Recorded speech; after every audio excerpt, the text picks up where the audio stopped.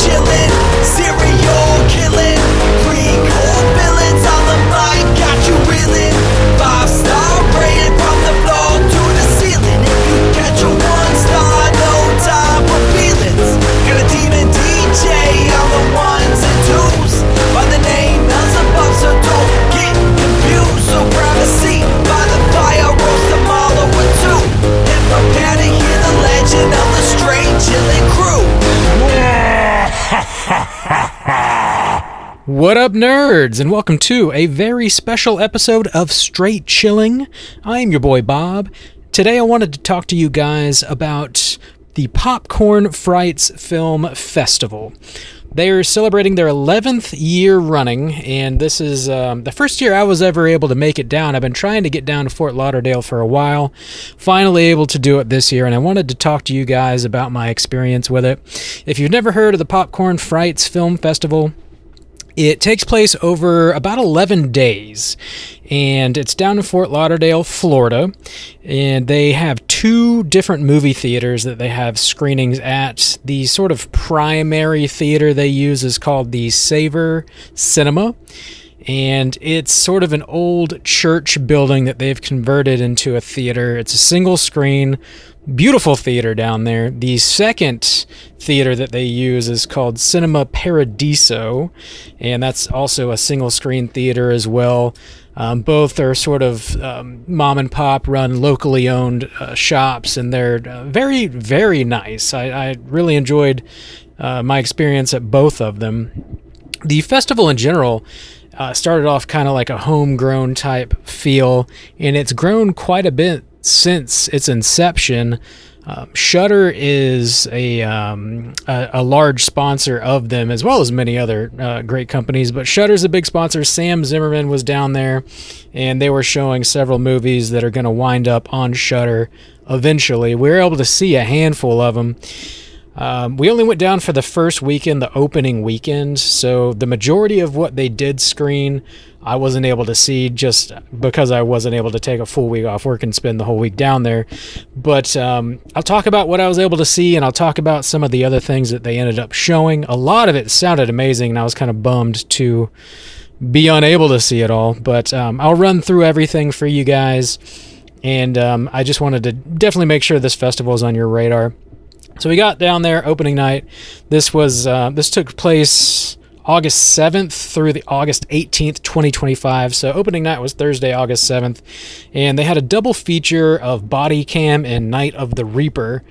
And something interesting about this double feature is they're both from the same director, Brandon Christensen. He was there and did a Q&A after the fact. Both of these movies are going to end up on Shudder. I believe he's done 2 or 3 other movies that wound up on Shudder as well. And he had been at the festival a handful of times before with some of his previous work. Body Cam, I believe they said is going to get a 2026 release, and Night of the Reaper, I believe, is going to be sometime this fall of 2025. And Body Cam is sort of a, 2 cops wearing body cams go into a house, they answer a call, and they think maybe they've come across some sort of drug den, and there's actually kind of some satanic stuff going on. Things get kind of out of control. And the Night of the Reaper is kind of more of a straight-ahead 80s slasher sort of vibe with, some twists and turns in there. I definitely want to keep all this spoiler-free because, they haven't been released yet. Really cool double feature. Interesting to hear Brandon talk about shooting both of them. The two movies couldn't look more different from each other, actually, which just sort of speaks to Brandon's talent. Really enjoyed both of those. Keep your eyes peeled for Body Cam and Night of the Reaper. Friday, they had Lloyd Kaufman down there, and he was hosting a screening of Mr. Melvin, and he was also hosting what he called Toxic Trivia.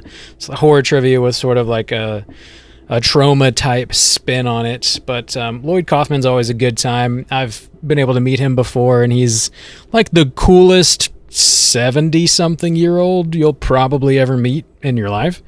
Super chill guy.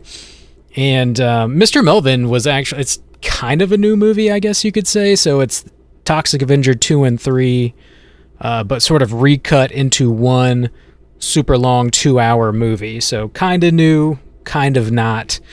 So that was fun. And then to cap off Friday night, they showed The Fog, the classic John Carpenter film, The Fog, in a theater that was completely filled with fog, which was incredible. I really, really loved that. They had 2 fog machines rolling, and at one point towards the end of the night, it was actually so thick it was almost kind of hard to see the screen. But I really, really loved that. A really cool experience, and something that they do stuff like that quite a bit throughout this festival. I'll get to another example of that towards the end. Saturday, down at Cinema Paradiso, they showed a bunch of shorts, and they also showed a movie called Influencers, which is a sequel to the movie Influencer, which is currently on Shudder, about an influencer who, goes abroad, and she visits these really beautiful places and takes pictures of herself wearing certain clothing or, promoting whatever products, and then she meets a friend along the way who maybe has some more sinister intentions, and Influencers picks up right where Influencer left off. Really solid sequel. This movie is, independent horror, small budget. When you watch it, it's got multiple locations abroad, and it feels like a massive budget movie, and it just kind of blows your mind when you see what they were able to do with what they had. So Influencers, I think they said that's going to be a 2026 release as well, if I remember correctly. After that, they had a Masters of Horror panel where they had Lloyd Kaufman was there, Barbara Crampton was there, and the writer-director of Heretic, as well as Haunt. And these guys are probably best known for having written A Quiet Place. Scott Beck and Brian Woods, they were both there for the Masters of Horror panel. And after that, they kind of had a triple feature of Barbara Crampton films. So they had Reanimator, and then they showed a new Barbara Crampton movie called Teacher's Pet, and then capped the night off with a screening of From Beyond. So something this festival does is kind of a nice blend of showing newer releases and older releases, and they're able to get a lot of good talent down for all this stuff too. Sunday, they had a screening of A Quiet Place with live commentary from Beck and Woods for that. And I was unable to stick around for Sunday, which is kind of a bummer. That would have been really, really cool to see. They also showed Phantom of the Opera, the original Phantom of the Opera, and they had a live score performed for that. And then they showed Phantom of the Paradise to cap the night off. And then throughout the week, like I said, from here on out, I really wasn't able to see any of this, which was a bummer, but I'm going to talk about everything else they showed. So there were some movies, actually, I was able to see at the Overlook Film Festival. So they had Bloodshine and Affirmation. They showed Americana, which that actually just got a wide release in theaters. That's that new Sydney Sweeney movie. They showed a movie called The Mannequin. They had a screening of Nightmare Beach, which if you haven't seen that, it's kind of a crazy 1980s supernatural slasher movie that was filmed in Fort Lauderdale. And they showed the screening of Nightmare Beach on the very beach where it was filmed, which would have been amazing to see. Definitely bummed that I missed that. They showed Good Boy, which I believe that's going to get a Shudder release as well. We saw that at the Overlook. It's a haunted house film that was shot entirely from the perspective of a dog, and the performance this dog turns in is kind of mind-blowing. So definitely keep that one on your radar. They showed Deep Red, the classic giallo. They showed Dog of God, a movie called Fuck Toys, and Mermaid, sort of just throughout the week. Then that Friday, the second Friday of the festival, they showed a movie called American Cryptids, and then they showed Queens of the Dead. And this one I really want to see. It was directed by Tina Romero, George Romero's daughter, and I guess she's kind of picking up his zombie legacy here with a zombie comedy, from what I can tell. And it is about drag queens, I guess, doing a show, and then whatever venue they're at is besieged by zombies. So I'm really looking forward to watching that. They capped Friday off with a screening of Day of the Dead as well, which I would love to see that one on the big screen. Saturday, they showed a movie called Hacked, and then they had a triple feature of Dee Wallace movies. Dee Wallace was in attendance for all of these. They showed Cujo, The Hills Have Eyes, and The Howling. And then they capped the night off with a screening of Trick or Treat. And Sunday, they had a triple feature of Linnea Quigley films with Linnea Quigley in attendance. They showed Silent Night, Deadly Night. And when they screened this, they somehow were able to throw fake snow all over the theater, which again would have been fucking amazing to see. After Silent Night, Deadly Night, they showed Night of the Demons and then Return of the Living Dead. And they capped the night off with a brand new release of a movie called Shell. So quite a lot of stuff, honestly. Maybe next year I'll be able to go down and stay for a little bit longer. Something cool about this festival compared to some of the other ones that I've seen around is it's actually really affordable. I think an all-access pass was like $145. And, you know, considering everything that I just ran through, I mean, that's just kind of incredible value for your money, I believe. And if you buy, the way they had it worked out this year was if you bought 2 tickets, they each came out to about $100 a piece. So, you know, if you want to go with a buddy, paying $100 to see all that is really great value, honestly.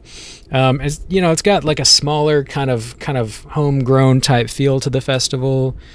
Everybody's very accessible. Everybody's, you know, happy to chat with you. The filmmakers, the festival runners, the guests that they invite down. It's just got like a really nice, chill, relaxing kind of vibe, actually. Some other festivals that we've gone to are sort of like, you feel like you're going balls to the walls for like day after day after day. This definitely didn't have that vibe. It was a little more relaxed, which was kind of cool to experience, honestly. So definitely affordable, definitely good bang for your buck, pretty relaxed, chill vibe, beautiful theaters with some really interesting programming of new releases and, you know, old classic releases. And yeah, would definitely recommend checking out Popcorn Frights Film Festival if you are able to do so down in Fort Lauderdale. Put it on your calendar. Keep your eyes peeled for next year. It typically happens during the summer. Like I said, this was sort of the first part of August here. I think that's generally when it does happen. So check it out. If you have gone, let me know about your experience. Hit us up. We always love to hear from you guys. And show Popcorn Frights some love. And until next time, as always, everybody please keep chilling.